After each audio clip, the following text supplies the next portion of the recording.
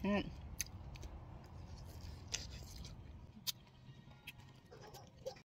Mamimitas tayo ng bayabas guys para magmumukbang tayo.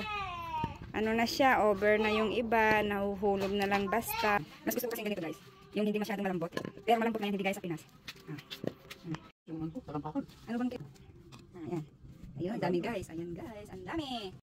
Hello guys, magmumukbang tayo ng bayabas. Ayan, andito tayo sa backyard. Andito tayo sa garden.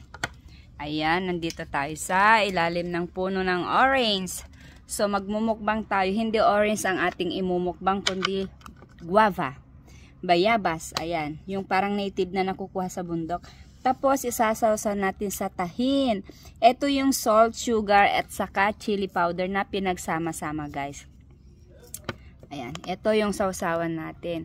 So, dito sa US, kahit ganito na siya kahinog, wala siyang uod guys. Napaka-safe at linis pa din. Ayan, sausaw natin. Ayan. Sarap guys. Ayan.